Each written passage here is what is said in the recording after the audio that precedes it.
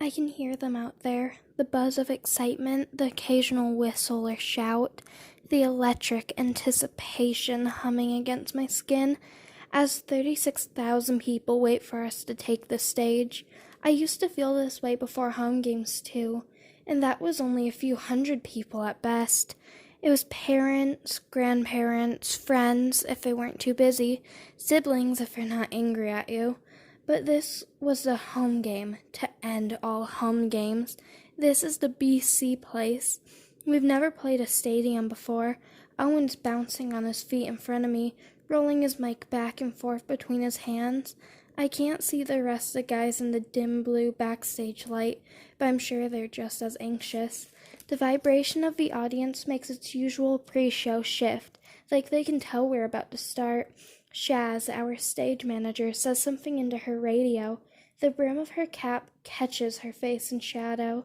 The pre-show video starts, a bass drum beating out a low heartbeat, slow-motion videos of us laughing, singing, goofing off, and all that fills the screens on stage. Not that we can see them from back here. The audience goes wild, clapping and screaming so loud I can't hear anything else. I pop my ear-in monitors in, make sure they're snug, and at the front of the line, Shaz taps Ashton on the shoulder, and we take our places in the darkness. Haze condenses against my eyelashes, and I blink the moisture away. Drumsticks click, the guitars kick in, and the keyboards for the first chorus of Heartbreak Fever. The audience cheers even louder. I find my mark, a little spot of glow tape, and glance off stage out of habit. Last time we played a show at home, Aiden was watching from the wings, cheering me on. Not this time. I stare into the audience. A constellation of mobile phones and exit signs twinkle through the dark. I get the urge to vom, but swallowed by adrenaline, as a spotlight picks up Ashton at center stage. He shakes his hair off his face as the crowd screams. He waves, struts down stage, and brings his mic to his mouth, then starts singing. He ain't got no game, just a dimple in his chin, a twinkle in his eye, a gentle laugh, and then, stage right, another spotlight picks up Ethan, who gives a cheesy grin. He's trying out a new hairstyle, sort of swoopy, and the stage light turns his inky black hair almost blue. He whispers, "Are you listening? I want to see you smile." He promises a dance, but then he leaves with no goodbye. Ian's next with his sly smile. Hand over his heart across the stage, Owen jumps as his light finds him, and they sing in harmony. Oh, I can't shake this feeling, but I can't believe no. I've just got to sweat it out, this heartbreak fever. The bridge hits and my body crackles with electricity. This feeling, at least it's familiar. It's the same thing I used to feel at the starting buzzer when I knew the puck was mine. It's euphoria. There's no other word for it. The spotlight blinds me as I lift my mic and sing. I'm still floating as the last chord of Putin rings. The lights cut to black. The crowd is still screaming, crying even, throwing a few flowers towards the stage as the lights come up for our last bow. But the barricade is far enough back that they can't actually reach us. No underwear this time, which is a relief because gross. We wave and smile and exit stage right, ducked between two pieces of scenery, a stylized lion gate bridge and a huge maple leaf, which both double as video walls, and head to our dressing rooms. We've only got 5 minutes before meet and greet. Ahead of me, Ashton spins around and walks backwards. He's breathing hard. We all are.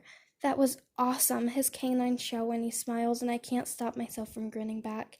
Do you think every night's going to be like this? Next to me, Owen says I hope so. Ashton smiles wider and turns around, nearly skipping to his dressing room. Ethan grabs my shoulder from behind, almost hanging off me as he laughs in my ear. It's only going to get better. He gives me a shake and turns towards his own dressing room. Mine is the last on the right. I duck inside and peel back the t-shirt off. Wipe my chest and armpits with a towel on the little table and put on some fresh deodorant. I tug at the waistband of my jeans and try to get some airflow down there because I have a terrible swamp pass and my underwear is giving me a wedgie. I pull on an identical dry t-shirt, pop in a couple breath mints, and try to salvage my sweat-soaked hair as best I can. It's not as bad as helmet hair, but then again, I wasn't getting photographed after games. I wash my hands, take a deep breath, and step back into the hallway. Ashton's already done and waiting, leaning against his door. His eyes bright and blue, turned nearly gray into fluorescent lights. He looks so much like Aiden it makes me ache. We broke up over a month ago. When is it going to stop hurting? Hunter? Yeah, I fixed my face and put my smile back on. Tonight was great, eh? It was freaking amazing. Ashton says it like we've never done a concert before. Then again, this is the biggest by far. Last tour we were in theaters and small arenas, not stadiums, not BC Place. It was pretty freaking cool, I agree. Come on, let's go meet your adoring fans. You mean yours. Ours, then. I smack his shoulder and lead him into the hall towards the reception suite.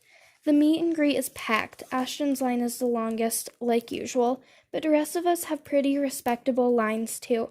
For some reason, my line has a weirdly high proportion of moms. I don't know why moms like the gay boys so much. Some of the people in line are crying as they meet me. I thank them for coming, sign their posters, pose for pictures. I came out because of you, one kid says. You're such a good role model, their mom says. I'm sorry about Aiden. Your music got me through some hard times. I want to be like you when I grow up. Do you think you and Aiden are going to get back together? Is it okay if I hug you? There's a crew shooting footage for our documentary, and one of the camera guys is hovering over my shoulder. I think his name is Brett. All the camera guys so far have had the same full beard and worn the same black Halens and black cargo pants, so it's hard to tell. When the shelter kids come through, though, I drop my fake smile and put on my real one. It's really overwhelming sometimes, to be honest, meeting people my age who got kicked out of their homes, disowned, hurt by the people supposed to love them the most. And it makes me feel kind of crappy, too, because I'm a rich, white, gay cis boy, and so many of them are poor and brown and trans. I thought they'd be sad. I thought they'd be mad at the world for the way it never cares enough for queer kids unless they look like me. But they're laughing and smiling and telling each other jokes, accepting my hugs and thanking me for the tickets. The lines finally start to dwindle. I'm the last one done after thanking the shelter director for bringing her kids out tonight. I'm a terrible person because I already forgotten her name, but she's wearing rose-tinted glasses and a huge dimpled smile. Thank you for making this happen, she says. I haven't seen our kids this happy in a long time. I shake my head and fiddle with the cap of my empty water bottle. I'm glad we could do it. These kids are lucky to have you to look up to. My freckles itch as she shakes my hand and walks away. Once she's out of the room, I collapse back onto my seat and sigh. I'm a wrung-out towel. Hey, a low voice says to my side. I start to turn to find Calvin Pirani leaning against a wall behind me. Calvin and his brothers are our opener park. I still can't believe we have an opener this tour. I've seen them around during sound check and stuff, but haven't really gone to talk to any of them. Calvin's my age, with short cropped black hair, thick eyebrows, and dark brown eyes. He's Park's drummer, which means he's got drummer's forearms, which I have to admit I find kind of sexy. They're brown and corded and crossed over his black tank top. I take a sip from my water bottle, but then remember it's empty. That was awesome, Calvin says. Thanks, you guys were great too. I only heard the first bit of their set, but they've got good sound, edgy yet somehow nostalgic. I meant what you did here, like with the queer kids. That was really cool. I start to blush because Calvin is looking at me with his big brown eyes, like I'm some sort of hero, and I'm not. Cheers, I try. Well, it means a lot to all of us queer kids seeing you out there doing this. I blink at Calvin, and now it's his turn to blush. I guess I'm gay too, he says softly. I came out a couple months ago. Wow, cool. Congrats, dude. I can't believe I missed that, but there's this lightness in my chest, like the ringing of a shell sight. I'm not the only gay boy on this tour, Calvin shrugs. It was easier, seeing you out there. Made it less scary. Wow, I'm glad. Does the label know? They do now, Calvin laughs. Our manager was kind of hesitant about it, but I told him if they were fine with you, they'd have to be fine with me. That's awesome. I smile like a goof, and he's probably thinking I'm a weirdo, so I ask, what's your story, eh? No one ever tells us anything. The usual story. Wrote some songs, got picked up by the label, got lucky, I guess. Nah, you guys sounded good. Thanks, but still luck. Lots of bands sound good. It helps that you're good looking too, I say before I can stop myself. But he is good looking.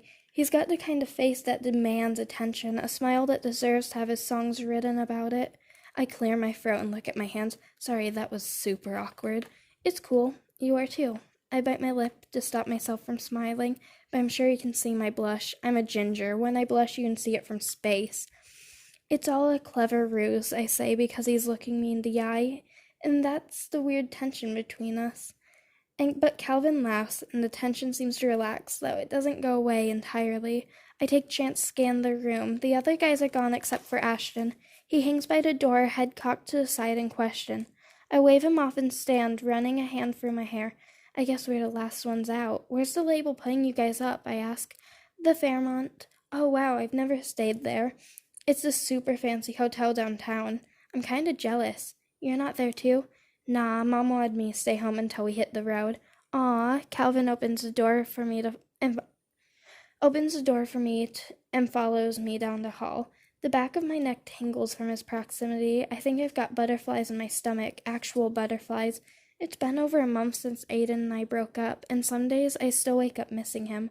I promised myself I wouldn't like anyone new until after this tour, that I'd focus on myself. I can't be into a new guy, even if he is cute, even if he does have those little dimples on his shoulders and the kind of collarbone I want to press my lips against.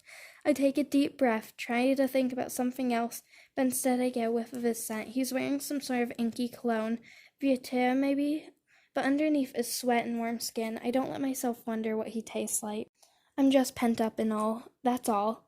I'll be fine once I get back home and take care of myself. Calvin and I are going to be friends. I desperately need queer friends, especially on tour, but that's it.